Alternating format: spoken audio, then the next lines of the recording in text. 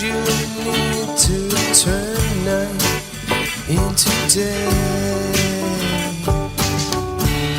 I know you're leaving, I wish you could stay, but there are more important things in life. Prices to Hello, everybody. Welcome back to the Legacy YouTube channel. My name is D-Bake, and today we are doing another episode of the Forbidden Scrolls. We're talking about a little book called ET 101, the Cosmic Instruction Manual for Planetary Evolution.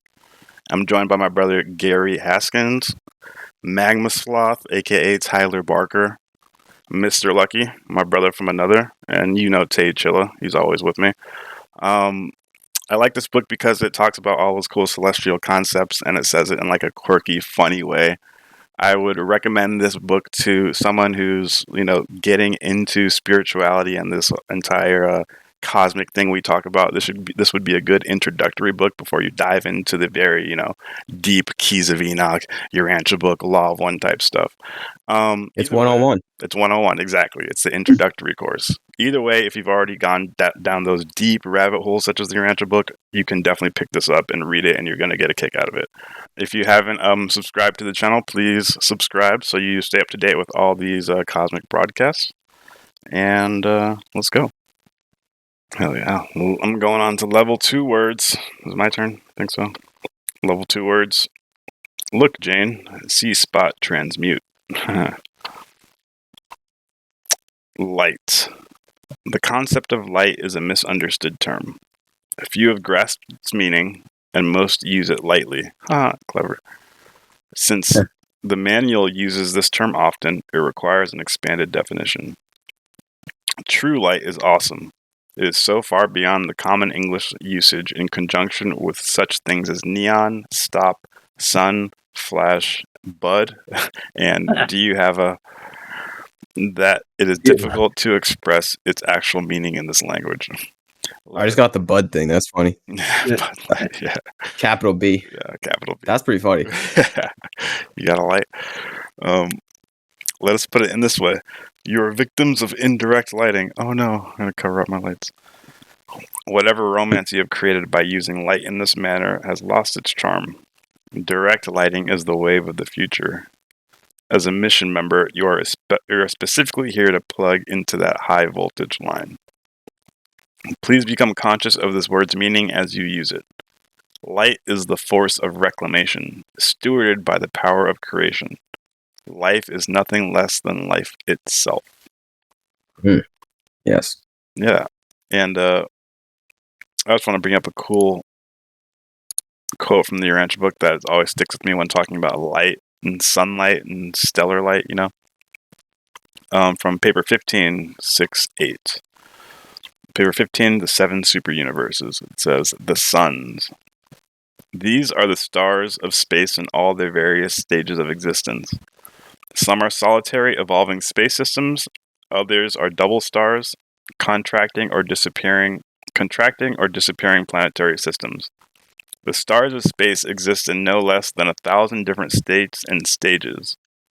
You are familiar with the suns that emit light accompanied by heat, but there are also suns which shine without heat. That's from the Urantian book. Can you even fathom that? There's suns that shine without heat. So just so that you can conceptualize what true light is. What is that true light? What does it look like? What is it? It's that light that's inside of you. It's beyond that physical light that you consider gives off heat. There's a superluminal light, an internal light that is not hot. It's just like pure light. It's crazy. And it's in your mind. It's in your mind. Those images you see, that's pure light, Pure light. Yeah. We're just slow moving light. Yep, light behaving in a dense form. You're light beings. How long have we been going? Gravitationally trapped light, as the Keys of Enoch would put it. Gravitationally trapped dust. Light. Yeah. I'll put this quote in the chat.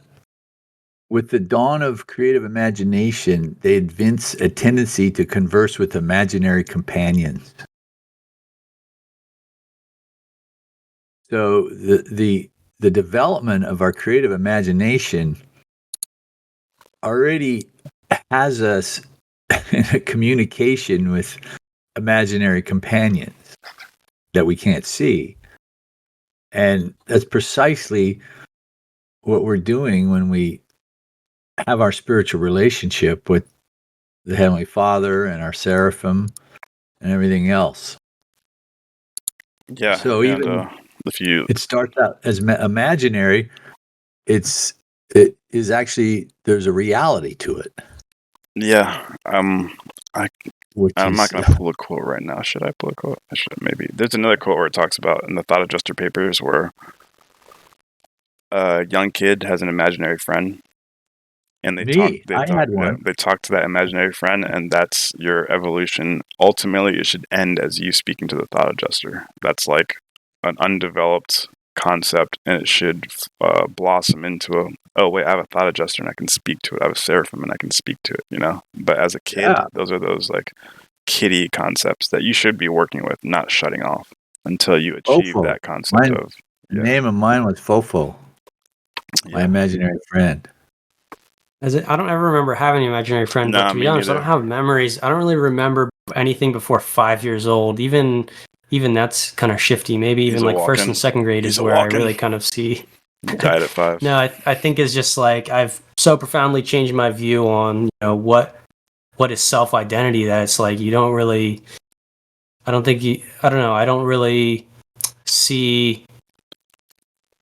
Like the childhood years, I think they kind of disappear for everyone, but like the discovery for self-identity is such a mysterious process, and when you get into these concepts and you realize that like we're so much more, is like you don't really identify, I think, with the simplistic past. But what was I going to say? Oh, the dialogue with the imaginary friends is also like a form of, I think, just self-dialogue. We all of us talk to ourselves, and kids, they'll abstract it and pretend like they're talking to somebody else, but they're really just they're still versing both of their own ideas. Now, thirdly, I would suggest that, or maybe this is the second point, but I would suggest that some kids with imaginary friends are potentially psychotic. Well, I was going to say, if you're a kid, you're sort of allowed because your perception of the world. They come in handy because if you misbehave, you always got someone you can blame. Fofo did that. I mean, that's psycho. That's pretty psycho. But what I'm getting to is they mentioned the fourth dimension and the astral and UFOs, where some people can see them and they're not cloaking. They're just because they're on a different bandwidth of, I guess, reality, not necessarily in the visible light spectrum, but your mind can perceive more than just the visible light spectrum. So what I'm saying is that some kids, I do think, because their perception of the world is not like heavily tied yet to the consensus reality that everyone's taught, in which they can perceive, some of these other layers, and some people all throughout their life, they see spirits or disembodied people that like no one else saw, and I realized that they're not there. Now, like, sure, some people that are unhinged, but there's a lot of hinged, like, reasonable people that have that experience, and it just seems crazy to people, but like even earlier it said that's the place where disembodied spirits are. So it's like there's still a form of energy from human beings that is left over at the point of death. And it seems that some people with psychically sensitive, or, you could say they're perceiving it with their third eye, it's not on the light spectrum, but they still can actually perceive the person and that residual energy, whatever it may be, if it's the soul or if it's just a shadow or like a sort of shell of the psychic, imprint that they left on the earth,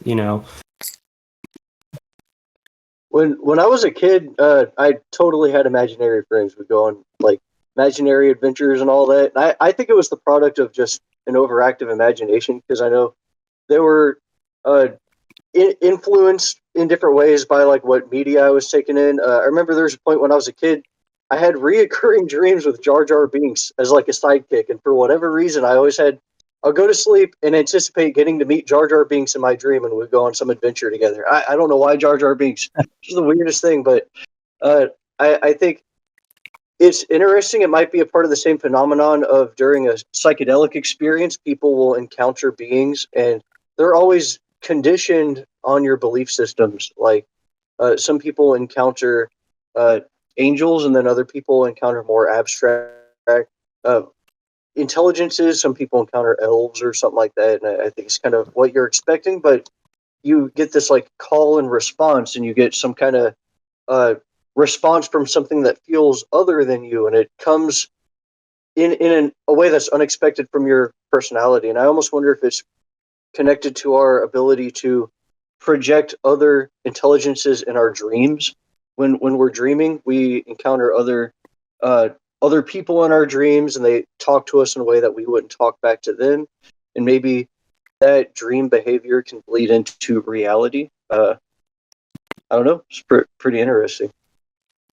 But I actually got to head out and make another meeting. I got a game design meeting happening at 1:00. But Oh, yeah. it's been a lot of fun, and I'll catch y'all next week. Peace out. Yeah, we'll be here next See you, man.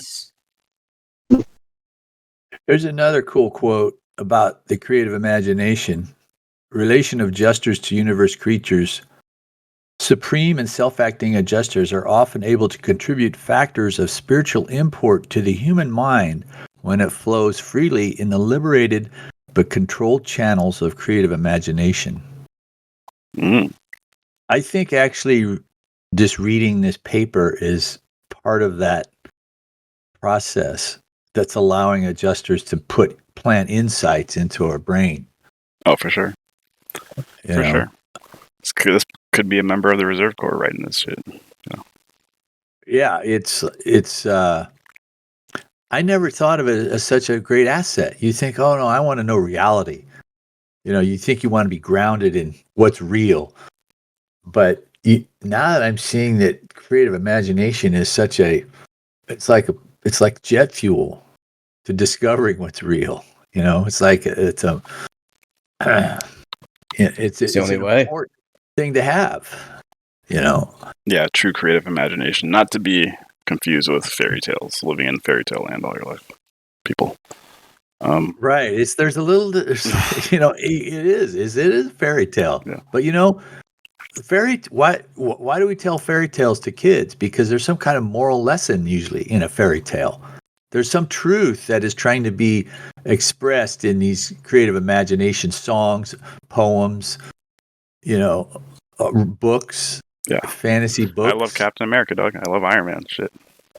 Fuck it. Well, fairy tales used to be, well, the term fairy itself, the reason fairy tales I think used to be told and still are told is that the classic fairy stories are actually a good example of another bandwidth of life that seems to live here on Earth that is deeply connected with nature intelligences. You could call them elementals, but like there's a great book I got called The Fairy Census.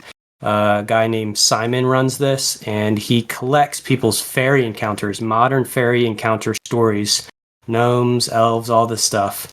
And there is like a common theme, but like these are, sometimes it's altered states of perceptions. Other times it seems like these beings walk in from another dimension and they're visible, and they're often surprised that they're visible. So I think there's something to it, and that's only because I've heard enough of these fairy stories now that I'm like, this is probably a good example of another form of Earth citizens that just live on another layer that we can't normally see in our daily perception. Well, in the Urantian book, you come back to the Chaldean priests who were told about the birth of Jesus. The Celestials have communicated with humans since Planetary Prince was here. It was a normalized kind of a thing, and because of that breakup, of course, it's not so normalized anymore. But that's what's so cool in the Urantia book, that there's been this communication process going on since the beginning, and I think it's still going on, and they're trying to, even through this story that we're reading, to bring that back to, understanding of, all this stuff is possible and goes on. Oh yeah. Who's gonna read? So, want me to read? Where are we at? Read it up. Transmutation. Transmutation is not to be confused with transformation. This world had to go through thousands of years of transmuting before it was in a position to transmute. The cycle of transmutation. That's a typo. In the actual book, it says transformation before. Oh, yeah. Thought it was they're trying to be sarcastic, but yeah. The cycle of transmutation is now complete, and the transmutive cycle has begun. Or it shows. So this should be the transformational cycle has. That's crazy. Begun. Yeah, in my book it's different. My book it actually has a typed it normally. Okay. Transmutation this must be like the first edition or something like that. Yeah, I'm reading off the website. Yeah, me too. I'm reading off the website too. And and yours is different, huh? Yep. Yeah, exactly. You can see it right here. It's probably going to be backwards. But it says it. Yeah, transmutation is not to be confused with transformation. This world has gone through thousands of years of transforming before it was in a position to transmute. That cycle of transformation is now complete, and the transmutative cycle has begun. Interesting. Typos. Yeah. Transmutation is a genetic change at the cellular level, which is now in process for all life forms on this planet. The Earth, who is a living consciousness, has made her decision, determined her course, and begun her dimensional shift. Subsequently, all planetary life is being prepared for this event through the cellular transmutational process. This is a birth process which will deliver this planet and all participating life forms into the fifth dimension. Cellular transmutation is not something you may choose to do if it interests you, like taking up golf. It is something that is happening and that you choose to do before you got there. He's back. You got here. Otherwise, you wouldn't be here. Although you have no genetic option in this matter, you still have free will. You can willingly assist this procedure and transmute with this planetary sphere, or you can resist the process and become, as some members of our planetary transition team like to say, crispy critters. Mission Control advises you think twice before you change your mind. Nice. Crispy critters. One thing I've thought about is that the life carriers tweaked some of the mammalian species that we have now as pets, like dogs and cats. Because, look at a dog. The dog actually displays a lot of spiritual qualities when you think about it. And they offer so much companionship to people. There's people that just are crazy about their animals or their dogs. And, the dog displays loyalty. The dog displays discipline, all kinds of things that we interact with. Look at you. You got complete chaos at your house. Yeah, they're going at it right now, playing with some toys. They're showing off for us. But, it's so interesting that people, they're so popular. I mean, I think they help us. They help our perspective of understanding, because we see the spiritual qualities in our pets. It's amazing. Yeah, it's interesting to me that you can, like, you can see in dogs, especially when you live around them and you get to know them, and they show you kind of their personal side, and it's unique that each one is completely individual. They all have their own identities. But then I noticed, like, just recently we got this little girl dog, this little Chiweenie thing, and she goes into heat, and our male dog, he just loses his mind. Oh, look at that! There's Sammy. Who's that? This is Sammy. Sammy. Say hi, Sammy. Oh, what a cutie. Yeah, it was interesting to me that our male dog Koa, he just loses his mind. Thankfully, he's not an aggressive dog, so he was just like, I hate to say it, but he was like so horny. He was whimpering, like he was in pain, but he wasn't going to do anything about it. But for about a week, he wasn't the same dog. He like almost lost himself, and then finally he recovers because our little girl dog goes out of heat, and she's normal again, and they're just back to normal. And it makes me think like, as human beings, we're animals as well. We still respond to these like hormones in a way they don't completely grip us in the same way, but like I guess because we're spiritual creatures, we have higher capacities and we can kind of like temper our feelings and not get completely consumed by our hormones. But Right.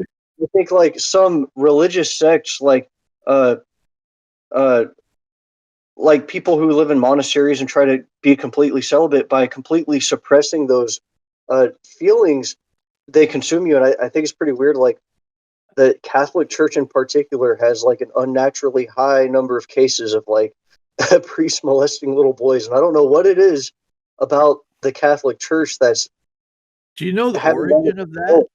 All right, You know let's the try to origin- keep it on the text, guys. I love it. I love it. But just talking about How do we go from transmutation I don't to know, dude. Catholic priest molesting kids, man? I was about to try to relate Yeah, it back. let's but move on. you guys are just going off now. It was Dogs it was molesting not kids? money. Yeah. That's the why answer priests is that celebrate. they're using repression and they don't really know by celibacy how that's even a spiritual transmutation principle. It was all about the inheritance. They wanted the priest to have nobody to inherit their wealth. So when they died, the church would inherit the priest's property, not a wife, because priests used to be married. But it was a financial reason is why they made the priest celibate. Yeah, that makes a lot of sense. I'm gonna read the next part. okay. Read the next part. Intelligence. We have noticed that your idea of intelligence and our idea of intelligence have very little to do with one another. For instance, you call yourselves an intelligent species, yet you are dangerously close to making your planet uninhabitable by anything other than asphalt. You have managed to place yourselves at the top of the endangered species list. May we point out that even a virus demonstrates a more astute grasp of its situation than that. The only reason a virus is inclined to trash out its environment that it's in is in a well-calculated attempt to maintain its life. We have also noticed that you use the word smart in conjunction with business swindles and corrupt deals. When someone sells you property that is located on a quicksand bog, you say, "Boy, that was a smart move." You also think it is incredibly clever to sell a used car for top dollar without mentioning that it has no transmission.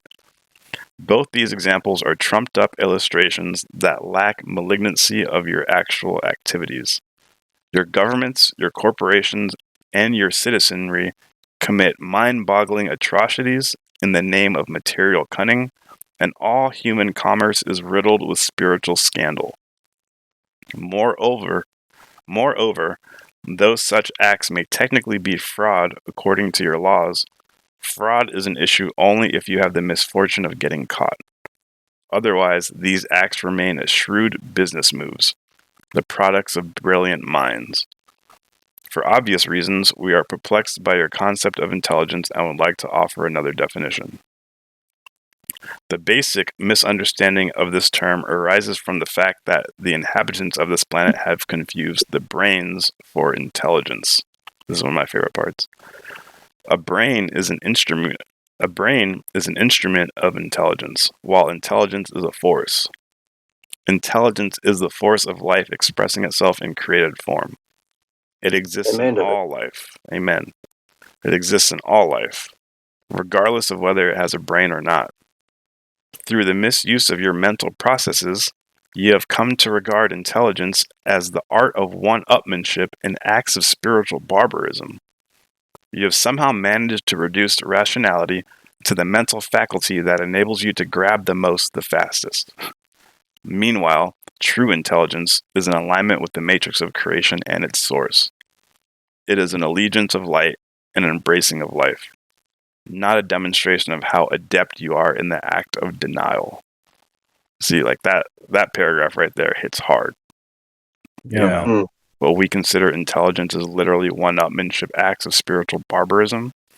Yeah. We reduce rationality to the faculty that allows you to grab the most, the fastest, like a monkey. You know, just quick, grab as much and run away. You know, like that's intelligence to us. Swindling our fellow man in business, taking advantage and manipulating people. That's smart. Like we got it all backwards. This is why so many sales things can feel so cringy. Yeah, sales in itself. You know, and everyone has this icky feel when they know they're trying to be sold to. Even like from a religious standpoint, people like try to sell their evangelism and their rules of salvation, and they try and push it on people. You know, even if they think that they're being altruistic in doing such a thing, instead of like actually engaging mutual inspiration and understanding the law of free will when it comes to interacting with other people, and is like, do they want your pitch? Are they asking to have a conversation, or have you come in as this external force saying this is the belief system that's correct, rather than showing them and sort of proving by your own life that there is a better way to live out and live principles and ideals. Yeah, man. Yeah, exactly. Taking advantage of people is not intelligence. Yeah, and the idea of street smarts is so prevalent that, like, it's good to be street smart to be aware of getting taken advantage of and manipulated. But so many people identify with that idea of, like, screwing someone over, or someone's a good mark because they don't know better, so you can take advantage of them. Well, you know, it's been normalized to embellish and actually falsify information, like all commercials. A little dabble. Remember Brill cream? You guys ever use Brill cream or heard the Brill cream commercials? Like a little dabble, shit. do you? Sounds like some Put old that in your shit. hair, man. The chicks will just flock to you. You know, all these.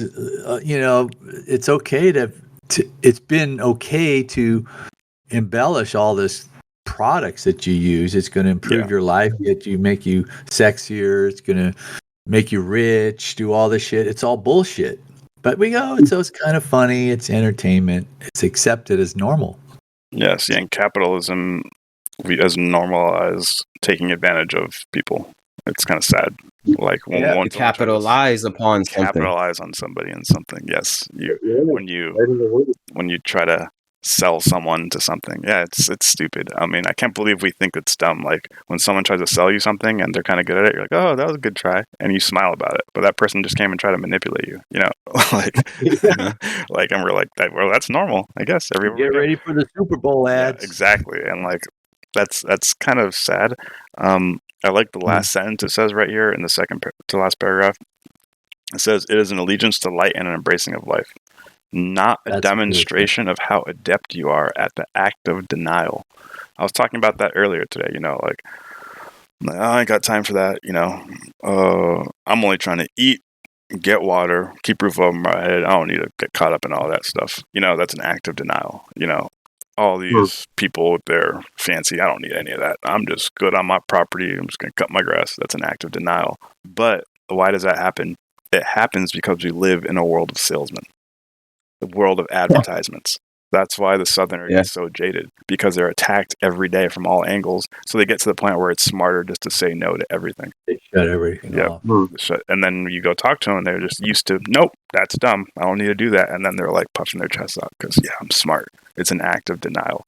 Intelligence is not an act of denial. It's not a demonstration. It's not arrogance. You are. Yeah, exactly. And it kills the curiosity. Exactly. Yeah. You know, it stifles. To understand truth, you have to have perpetual curiosity about how things work. Mm-hmm. You can't just rest on your laurels. You know. Yeah, the amount of times I try to explain concept subjects to people, especially since I moved to Memphis, and they're like, "Well, I'll let you take care of all that. I don't need to know all that," you know, and just, they chuckle and everybody else chuckles and they try to make you seem stupid. Yeah. It's so annoying. Yeah, right. I've had that thought, man. about how like, oh, you're just a spiritual person. That's your thing. You're into that. I'm into football and Yes. this stuff. You're a spiritual person. It's like, no, this is the This is thing. It's the not just a thing. Yeah, It's not just a hobby. This is the thing, dude, that everybody should be on the wavelength of. And just because you deny it doesn't mean like you're smart. And then fuck. Yeah, but everyone wants to categorize like they're just the spiritual person. That's their Right. thing, man. Yep. No. Put them in a box. I'm smart because I can put them in a box. Yeah, no, that's denial. I will watch a Super Ignorance. Bowl, though. Oh Every yeah, now shit. and I'll watch the Super Bowl. I like UFC. UFC is fun. No, actually, TV is of the devil. It is. Fucking Not allowed to watch TV. Depends what's on the TV, I guess. Right. All right. Last part of this little part. That's a great paragraph right there, though. I remember me and Tate Chilla when we first read this together. You like created a little blurb on your little iPad or something about this, I think, and it looked nice. It looked all graphically pleasing on the eye. Our purpose here on this planet is to assist in freeing you from denial, so that you can finally begin to think straight. It is our mandate, as well as our longing help, to raise you out of your deranged thought processes up to the status of a truly intelligent life form. See, right there it says, it is our mandate. In the Urantian book, they use that wording a lot. Yeah. All right. I guess I could take a co-creation since I'm here. I thought the meeting I was supposed to attend was at 1. It turns out it's at 2, so I got like Okay, 50 cool. minutes. All right. We'll be done by then. Co-create. Cool. Yeah, we got Crank through it. Just co-creation. crank through it. Reality. Yeah, I'd also say that their intelligence seems to be aligned with wisdom as well. I'm surprised they didn't use the word wisdom. Yeah. You know? Didn't want to scare us. Yeah, It's meant for the... I love that part they italicized there, that like intelligence is a life force. Like that is such a supreme concept, that intelligence isn't just some logical switches in our brain and it's some result of that. It's literally a force that breathes life and drives it. And that's kind of like the conjoint actor in the Urantian book, is Hey, the source of mind and the source of life. fuck yeah. All right. Co-creation. This concept may be difficult to get across because you neither acknowledge your part in creation, nor do you know anything about cooperation. Although both words appear in your dictionaries, we have yet to see either evolve beyond the status of a good idea. Please do not mistake your empire building for creation or your mutual palm greasing for cooperation. Creation is not about raising a site. Snoopy, shut up. Creation is not about raising a site and then rebuilding on that recently destroyed location, nor is it demonstrated by erecting prison systems and euphemistically calling them cities.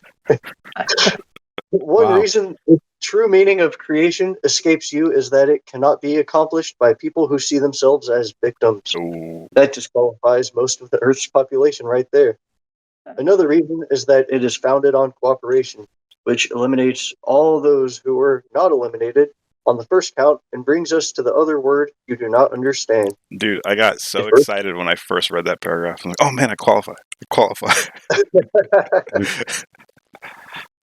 If Earth's inhabitants had any idea what cooperation meant, the longest distance between 2 points would not be a committee. Ooh.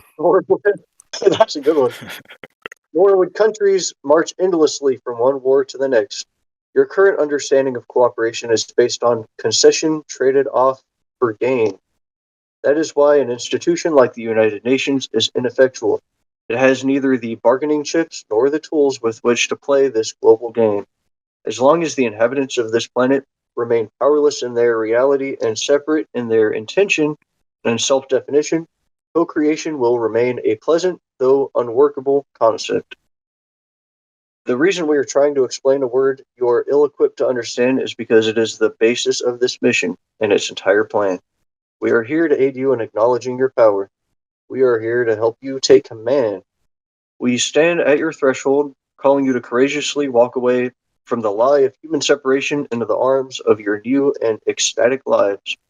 Once you have begun to take that first step, we will walk as your allies at your side. Yeah. We will then be able to extend you on.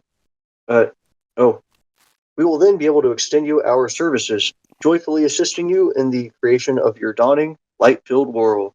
At that point, you will finally understand that co-creation is the awesome, life-giving, light-bearing act of equals Yep. powerfully cooperating out of an integrity that is aligned with the truth. Hell yeah.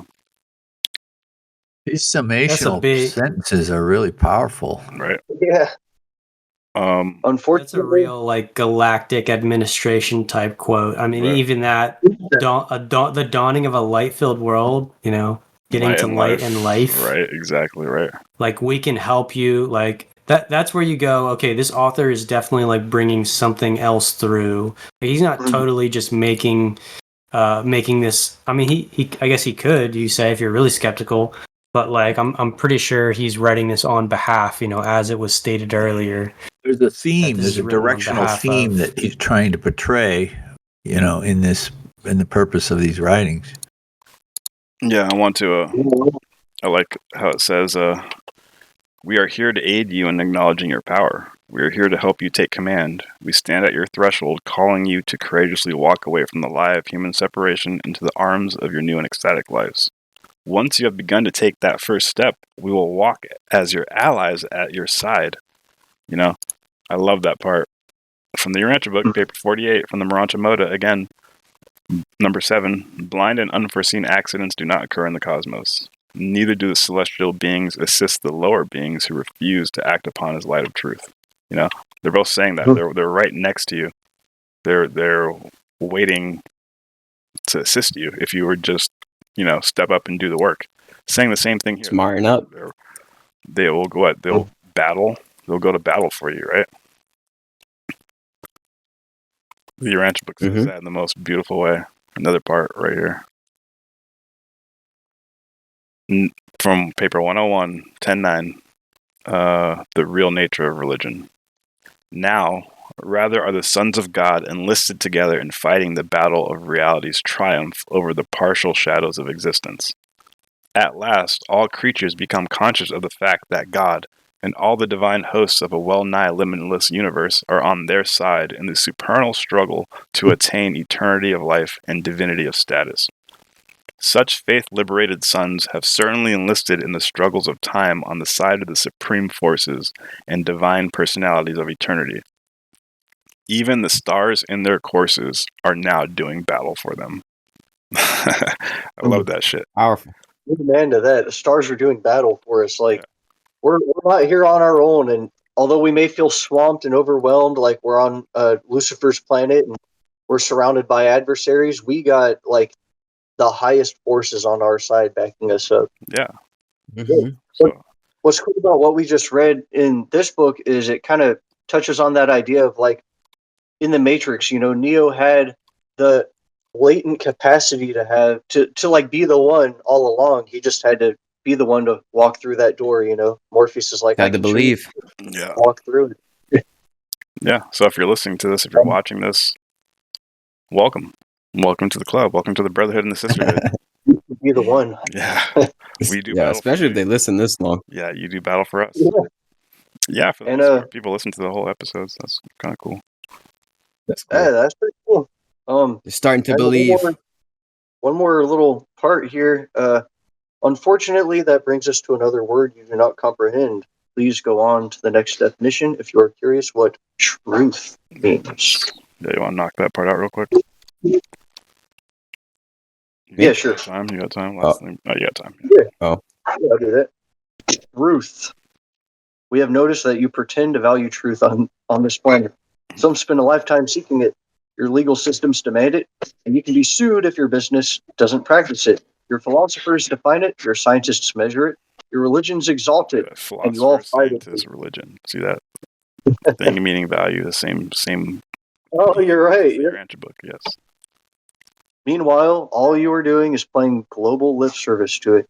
There is an excellent reason for all this. You have no idea what truth really is. How the obvious has escaped you is a tedious story. The abridged version of it amounts to this. You embraced fear. After that unholy act, it has been downhill ever since. Fear is the first lie. The lie that tells you that you are separated from the whole. Once it has been embraced, You're incapable of ever telling the truth under any circumstances without blowing the game. Truth, by its nature, is the light. Fear cannot, by its nature, be in the light without dying. It becomes a simple matter of self-interest. Fear has owned this planet, its people, and their systems for a long time. It does not wish to give up the property it has acquired because it is a parasitic life form that cannot live separated from your life forces. The truth is, you are the truth. It is not external to you, as you have been led to believe. For that reason, it is ludicrous to set out on a spiritual journey in search of it. It is likewise ridiculous to punish those who do not practice it when almost nobody on this planet does. As for philosophizing over it, how can you when you wouldn't recognize it if it ran you over in the street? Meanwhile, measuring it is done in your attempt to dominate it, leading you further into the lie that it lives outside of you like an enemy that must be controlled. To exalt it is also to see it as separate, and fighting over it is so absurd as to not deserve our comment at all. The totality of your clinically insane behavior surrounding truth has been cleverly manipulated by fear in its attempt to keep your eyes off the truth. In this manner, fear was able to continue uninterrupted and undetected in its process of eating you alive. But don't worry, there is a cure. All you need to do is awaken to the fact that you are the truth. As the light comes on, the parasite will die, leaving you joyously able to reclaim command. Nice. I put in the quote, a song by Zach Williams, "Fear is a liar." Fear is a liar. Which is the same. It's these themes that are coming through that are similar in these two different contexts of music and a song, and then this book that's really kind of interesting, making the same point. You're not. And you know what? Fear is endemic because we're taught how to lie. As parents, we tell kids there's a Santa Claus, right? And we perpetuate this falsehood about a Santa Claus. But it's all in good fun, you know. It's all, oh, it's going to be joy. You know, you get a present. There's this magic beans that come down the chimney. I remember my parents, I got a bicycle. It was one year for Christmas in a big old box, and they took charcoal and they rubbed charcoal on the outside of the packages. So I would go, man, this really came down the chimney. You could see the charcoal on the outside of the gift. They got into it. So, you know, but the thing about lying is that, you know, if you were hiding Jews in your basement during World War II and the Nazis knocked on the door, you often would make a lie. You had to become a good liar so that they, you know, So it's interesting that how a lie could be a useful tool to be able to lie. But the funny thing is, I remember growing up, is you had to learn to lie to your parents. Oh, Mom, yeah, we didn't go drinking. We just went to go to a friend's house for a little bit. You know, we didn't have any beer, nothing. It's fine. We'll be back. You know, you had to sneak in when it was really 2:00 in the morning. You said, oh, no, we got in about 11 o'clock. Yeah. 10 o'clock. We made curfew. So, anyways, that's the story of lying. Yeah. Lie upon lie upon lie upon lie over generations and generations and generations. Just keeps going. War is about deceiving the enemy. War is a big lie. Making us against them. That you're weak when you're really strong, or making them think that you're strong when you're really, really weak. It's huge. And that's why there's the noble lie, which is the rulers lie to the people to keep the harmony. They don't want to upset people, so they tell them lies about what's really going on. So yeah, a lie is endemic to our culture, and truth is not quite as cherished as it should be. Yeah, when people are kind of living a lie, like to the extent the more of a lie you're living, to where you can't talk to your parents or your spouse or your kids or whatever, or your friends without in some way holding back the truth to them, we start to close ourselves off and put on this mask of like this fake person that we are, and that is our ego in the worst sense. I mean, like our ego is a tool that can be used because it's kind of our interface with others, but our ego can take control of us when it becomes this like artificial beast we've erected. But A parasite.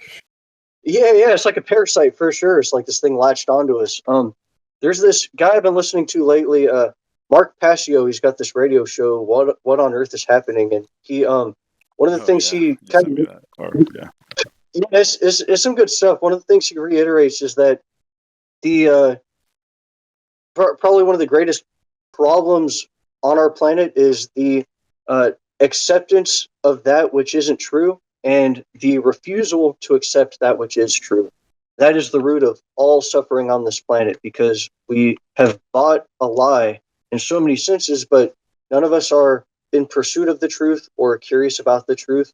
And it really is true that the truth will set you free. Because we are the truth. That's really Yeah. what it comes down to. Is we're in an identity crisis. We don't really know who we are, where we are, what's really Yeah. going on. I guess we can set ourselves free, and instead we rely on others to control us, tell us what to Yep. do and what to believe. Know thyself. It's the oldest one in the book. Know Yeah. thyself, man. Know That's really all thyself. it's about. I just want to All keep right. going, wrap this up. Yeah. Yeah, who wants to take on reality? I'll take on reality. Head All on. right, dude. I knew you I'm would. gonna take reality head on. This is a difficult word to define because there really isn't any such thing. What we mean by that is that there is no single reality here or anywhere else. There are as many different realities on this planet as there are people alive to create them all. And what passes for global reality is merely a group of consensus on a few minor points. From there on out, it's every man and woman for him or herself. The reality that you live in is nothing more than an audio-visual demonstration of where your attention is. The universe presumes your attention is on what you want and graciously provides you with more of the same. If this dynamic were understood, you would never do anything so foolish as to declare a war on drugs, unless, of course, your objective were to create more of them. Yeah. There is no better way to increase drug traffic than to have everyone's attention focused on it. This same principle applies to increasing everything you think you oppose. And it is also the reason a war cannot be won. If you are serious about stopping drugs, the best course would be to stop being fascinated with them via your perceived opposition. Become fascinated with freedom instead, and your addictions will disappear naturally to satisfy your preoccupation. Yeah, it's powerful stuff.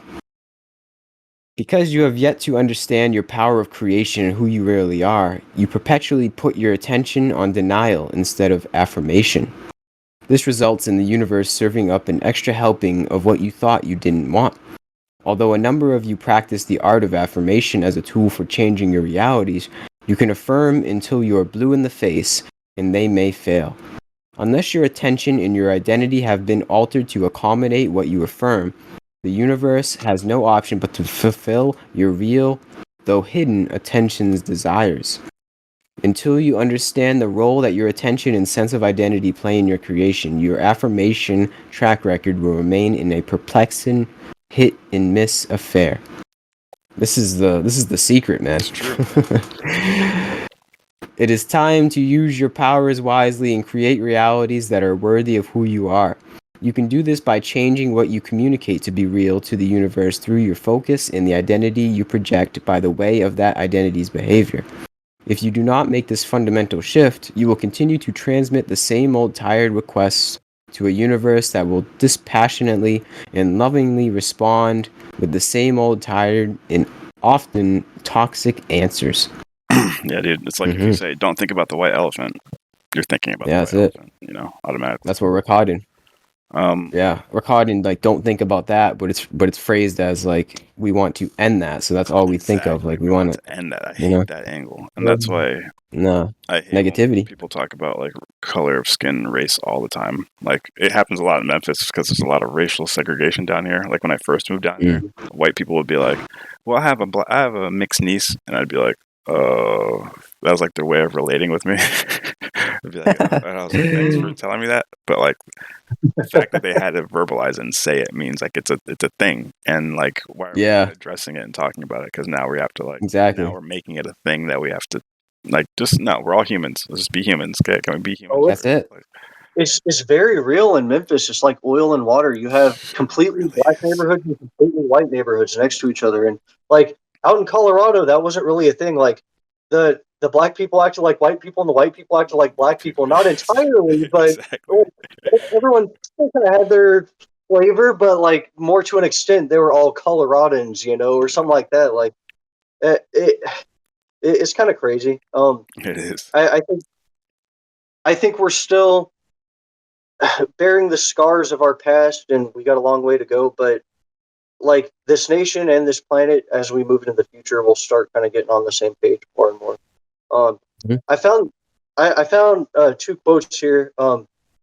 That one quote I had said was by Soren Kierkegaard. It is, there are two ways to be fooled. One is to believe what isn't true. The other is to refuse to accept what is true. Ooh. That's kind of the trap that a lot act of denial.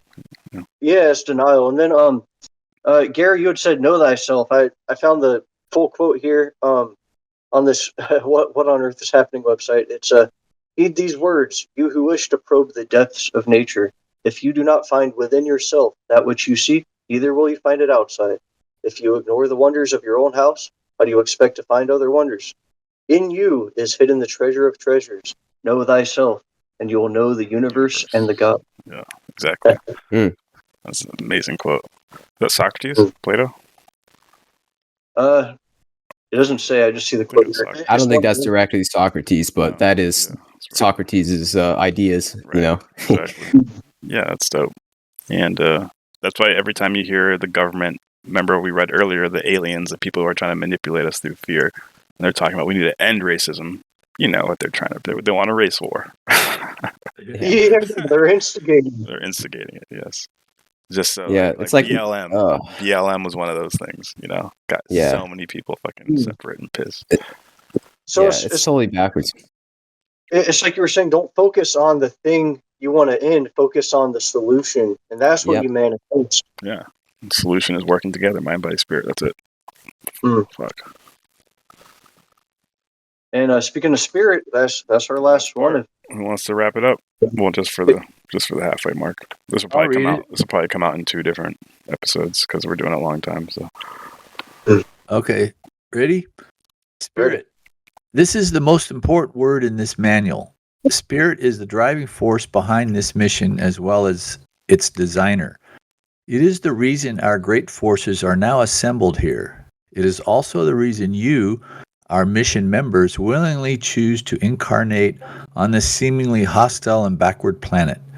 We all came at Spirit's call. Everything and Holy Spirit in every universe rightfully belongs to Spirit. Spirit is the power that breathes life into all created form. Spirit is life's true identity, as well as its long-awaited beloved. Spirit is the source. It is love. It is all. And although Spirit has always resided here, it is now chosen to lift the veils that have kept its presence on this plane from being fully known. It is out of love of Spirit that the vast forces of light are now infiltrating every earthly system. We are summoned here to participate in the transfiguration of this planet into the glorified home of Spirit it is destined to be. Ooh, that gave me chills. I know, right? Slight and life stuff right there. We could go on redefining your language forever, because at the moment there is very little agreement between us, except on words like dog and cat. And even there the agreement is minor. Since philology is not the primary intent of this manual or this mission, We will leave the matter of meaning at this point, knowing that your language is about to change organically as the natural consequences of the imminent change in your consciousness.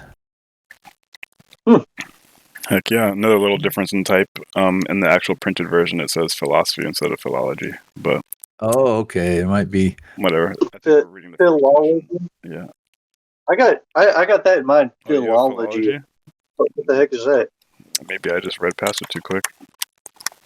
Mine says philology, but I'm on the Kindle digital.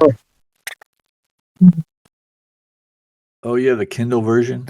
I take it back. Mine says Mhm. philology too. I was reading it last night, Philology. super late. What is philology, by the way? I don't know. They're probably just playing on words of philosophy. And like, it's, This it's is not real something. philosophy, so it's just words. It's the study of language. Study language, philology. Philology. That's pretty cool. I love that right on the back. Everything you ever needed to know, you learned by In Another Galaxy. Terrence McKenna goes through this idea is like how we really change up our consciousness is we change up how we speak and our understanding of language and how we use language. Because And you even related that to the mushroom. yeah, it reflects our conceptual apparatus, and the mushroom can. Yeah, and Or yeah, the mushroom like gets. Yeah, like that's how we truly change. Is how we truly change is how we talk, how we talk to ourselves and each other. So we just have to know the power of language. I don't think we know how powerful it is.